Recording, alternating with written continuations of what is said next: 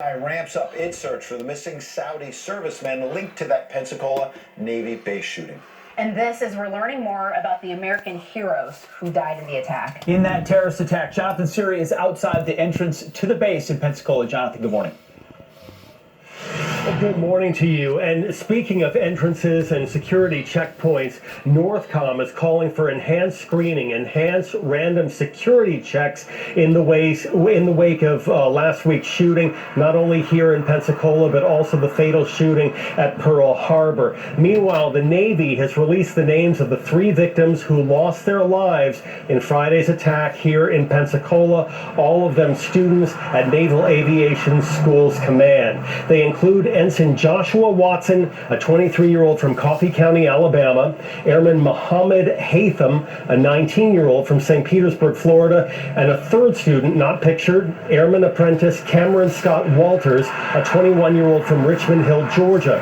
The Naval Air Station's commanding officer issued this statement: the sailors that lost their lives in the line of duty and showed exceptional heroism and bravery in the face of evil. When confronted, they didn't run from danger, they ran towards it and saved lives. Navy Airman Ryan Blackwell is one of 8 injured survivors in Friday's attack. When the gunman fired through his office door, Blackwell reportedly shielded a female colleague with his body. Blackwell tells the Pensacola News-Journal, "My adrenaline was pumping so much, I wasn't worried about being shot. I was worried about getting us to safety and getting us out of there."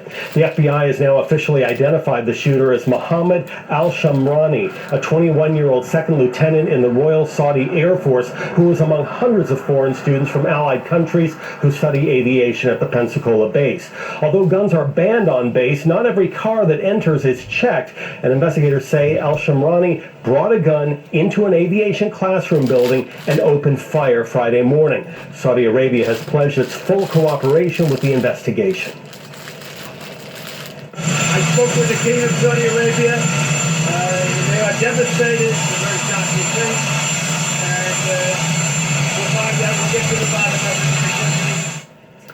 And the FBI is leading the investigation. They are asking anyone with information on the shooter or the activities leading up to the shooting to contact them at 1-800-CALL-FBI. Back to you. All right, Jonathan Siri all over this for us. Thank you, Jonathan. Let's go straight to Dan Bongino. He's Fox News contributor, of course. He's also served our great country, former Secret Service agent, former NYPD officer as well, author of Exonerated, the failed takedown of President Donald Trump by the swamp. Good morning, Dan.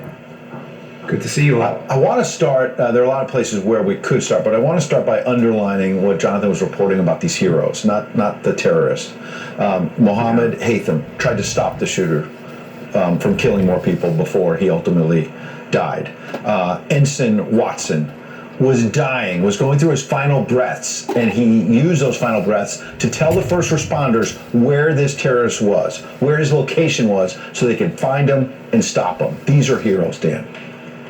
Yeah, there's no question. There was one of the police officers, the supervisors involved in the incident locally, he was giving a press conference, and he said something, Ed, that really, stung in a heart-wrenching way, but in kind of a bad way too. He said, listen, most of us, sadly, a week from now, if asked to remember the names of the victims, won't. That's horrible, but he's probably right.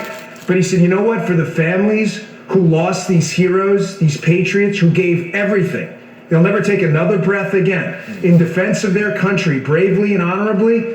Their families will remember that day for the rest of their lives. Nothing will ever be the same for them. And that really stung me because it was eloquent and it's absolutely true. They gave everything they had, their last breath, in defense of this country to protect Americans against this savage who enacted this horrendous killing.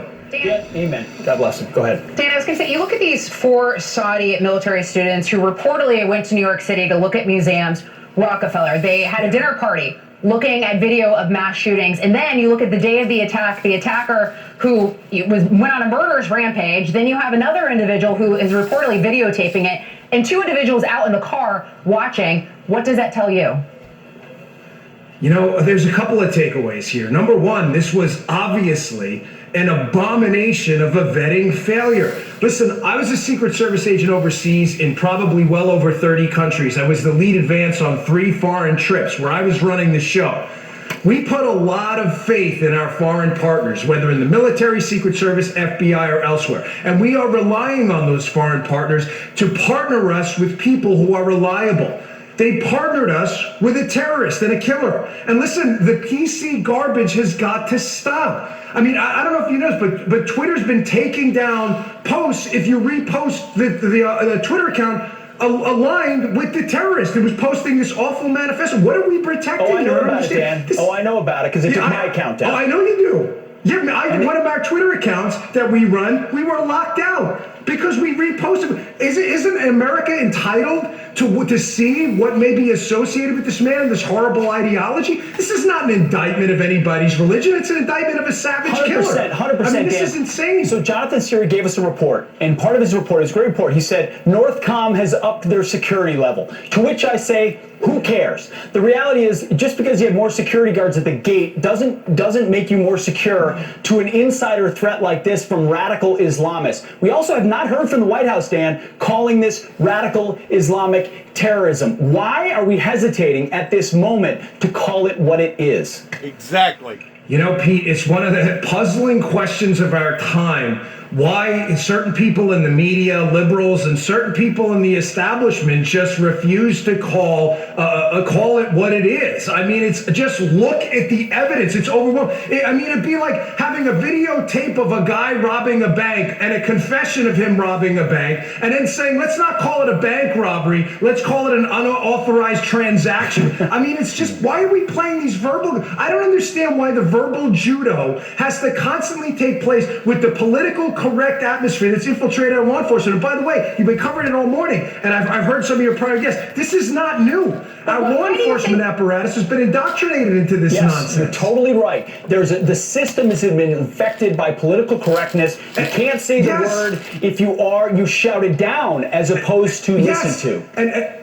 And Pete, it's an infantilization of our military and law enforcement. Yes. What it is it's, well, if we do that, it's gonna appear to be Islamophobia. There is no epidemic of Islamophobia in the United States. There are idiots who engage in that type of stuff. It's not. I wish we'd gotten rid of all of it. We haven't. But this is not a massive epidemic in the freest, greatest country in the world where we welcome everyone. This is an indictment of terrorism, not people who are Muslim. Like, get it through your heads, leftists. Nobody is saying what you think we're saying. We are worried about our kids and a terrorism epidemic. Stop conflating it with the Americans. Oh, there's going to be a mass outbreak of Islamophobia. Nobody is doing. That's not happening. It hasn't happened for 18 years, Dan. We've been fighting this war, this Islamophobia that everyone tells us is coming from the left. Hasn't happened. Instead, we've gone and fought the Islamic State and destroyed it while being peace-loving, tolerant people here at home. Yet our Twitter accounts are shut down when we expose the reality of the filth that comes out of the minds of these cowards and terrorists.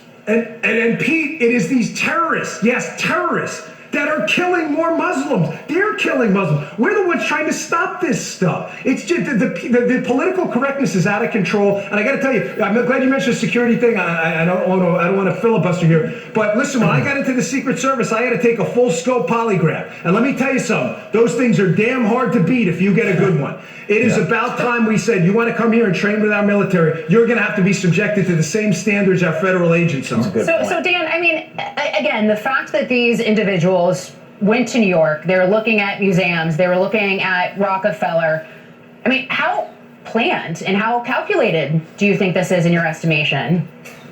Well, obviously, it looks like there was some pre-planning attack here where they were looking at potential other targets. I mean, I doubt he was up there celebrating Christmas. I mean, given what happened, obviously, I mean, it looks like some of the signs may have been there. And then we have this story about watching attack videos the night before. I mean, nobody reported this. Right. I mean, there had to be some sign. You know, apparently he traveled back to Saudi Arabia. There's some indications that he may have been radicalized. I mean, obviously at this point, this was a huge vetting failure. Yeah. And can I mention one more thing? This whole thing about our military folks not being armed on base, not being allowed to carry guns, is absolutely absurd. This is so ridiculous. The only question here ever, this is not a question of how he got the gun, why he got the gun. The only question we should be asking ourselves is this. Bad guys get guns no matter what. They don't care about gun laws. That's what makes them bad guys. Are you going to be able to defend yourself against said bad guys or not? Period. Period. That's the only question. Cut Exactly. the snowflake nonsense. Exactly. Defend yourself. The Exactly. Second Amendment matters. Don't rely on anybody else to do it for you. All right, Dan, and you started this off by saying you served with the NYPD. Obviously, the fact that the terrorist and his associates, whoever they are, and maybe the FBI is still searching for others.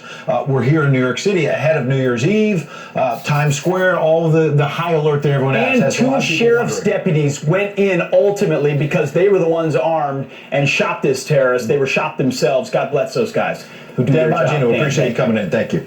Thank you, Dan. Thanks, guys. All right, let's turn to some other headlines now, starting with this Fox News alert. We're talking about law enforcement. Well, guess what? 3 police officers shot and killed in the line of duty in the last 2 days alone in America. An unnamed Arkansas officer gunned down, an unnamed gunned down yesterday, execution style, in the parking lot of his own station. Officers chased the shooter into an alley where he was shot and killed. Just hours earlier, there was someone who's named who has been killed, Houston Police Sergeant Christopher Brewster. He was shot and killed while responding to a domestic disturbance. You see him there on the screen. An Alabama officer the day before, Billy Clardy, was shot and killed. That was Friday. There have now been 41 officers shot and killed in the line of duty in America this year. You see that number still growing. The president, meanwhile, celebrating the return to America of graduate student Shiwei Wang. He was a hostage in Iran. The president tweeted, "Thank you to Iran on a very fair negotiation." He added, "See, we can make a deal together." Wang, who had been in captivity for 3 years, is now being medically evaluated in Germany, could be back in the States as early as tonight. One of the last survivors of the USS Arizona laid to rest with his crewmates on the 78th anniversary of the attack on Pearl Harbor. Navy sailor Lauren Bruner died in September at age 98. He's expected to be the very last person buried in the wreckage, which still lies off the Hawaiian coast. He was one of dozens of World War II vets honored during yesterday's Remembrance ceremony. Hear it there. And actor Gary Sinise giving the ultimate Christmas present to the families of fallen service members. The Forrest Gump actor and charitable hero, really, paying for more than 1,700 family members to take a 5-day trip to Disney World. The family is also getting access to free counseling, financial advice, and scholarship assistance from Sinise's foundation. The actor has arranged the trip every year since 2007. He's done great work, Folds of Honor, which we talk about on the show all the time. They also provide scholarships to the families of the fallen. They're all doing heroic work, and we should honor that instead of these terrorists that are totally right. Gary Sinise is a hero and a patriot who's given back time and time again, year after year, with his own money and his own time. He's a big old celebrity. He spends it in humble ways with people who've given so much for our country. God bless you, Gary Sinise. Thank you. Good for him. This will wind this up on this particular note. Good luck to all of us. And yes, shalom to my viewers. God bless.